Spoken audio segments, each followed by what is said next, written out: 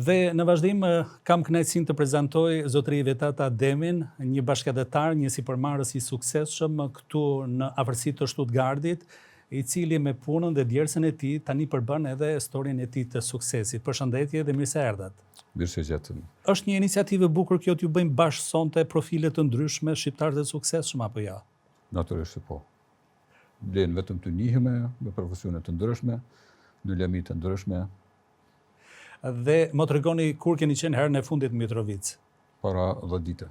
Ishit edhe në pjesën tjetër, besoj. Edhe në pjesën tjetër kem qenë. Ballhapur kështu krenar, a? Tash pa problem pikim. Bukur shumë. Atëherë më trego pak a shumë për historikun e aktivitetit tënd. Pse zgjodhe Gjermaninë? Gjermaninë në atë kohë ishëm detyruar në farë mënyrë për me dalë, për me lëshu vendin, se unë po ta kryej shkollën e milicisë. Dhe ishëm detyruar për me dalë jashtë vendit, zgjodha Gjermaninë, kam dalë në vitin 1992 në Gjermani. Dhe hapat e parë në biznesin tuaj, kur datojnë?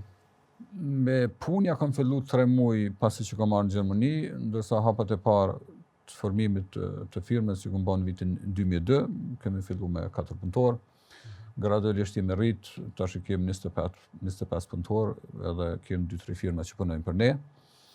Në vitin 2013 kemi fillu edhe me skeli me punua, tërtojmë skeli edhe për firma tjera, jo vetëm për ne.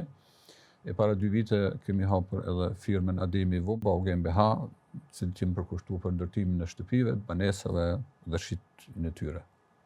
Tani duke pas parasysh faktin që ju keni krijuar edhe networkun tuaj të klientelëve të cilët në një farë mënyrë i tregojnë njëri tjetrin për atë që ju keni bërë ndër vite, besoj se janë rritur edhe kërkesat për të shtuar edhe kapacitetin edhe të ekipeve, apo jo? Jeni në prag të kësaj porte apo akoma jo? Natyrisht, po për mendimin tem na kemi rrjedh fare kulmin sa mundem edhe për me përcjell dhe për me kontrollu këtë punë, se unë kam edhe vllaun, të kam edhe djeltazës, mirë po në zyre jam i vetmi. Prandaj vetëm një sekretareshe kam, ma tepër nuk e kem një të fort më zgjerua, po dojmë këtë punë që e kryj me kvalitet. Ku jemi të kualiteti dhe të principet, ju jetoni veproni me biznesin tuaj në një vend që janë shumë principiell, tek gjermanët. Sa është e vështirë kjo që të knasht një shijet e tyre dhe principet e tyre? Nëse ne i marrim principet e tyre, nuk është vështirë. Prandaj na duhet me i përshtat këtyre principet e tyre, atëherë nuk i kemi vështirë fare. Keni plan të zhvilloni apo të zgjeroni edhe në vendindje? Ndërtimtaria në vendindje është pak e vështirë, se kemi shumë në lëmi tjera, po. Në investimin e lëmi tjera, se kemi këtu një bazë të mirë, jemi shumë të interesuar, natyrisht se po, tash duhet me vendosë çfarë. Cilat janë vizionet tuaja? Çfarë ka nevojë Kosova për te pompave të benzinës, restoranteve? Kosova ka lëmi të medicinës, ka nevojë më tepër, lëmi të ndryshme tjera, ka nevojë. Ndërtimtaria është më duket mas pak të qenë vitet Kosovës. Shumë bukur.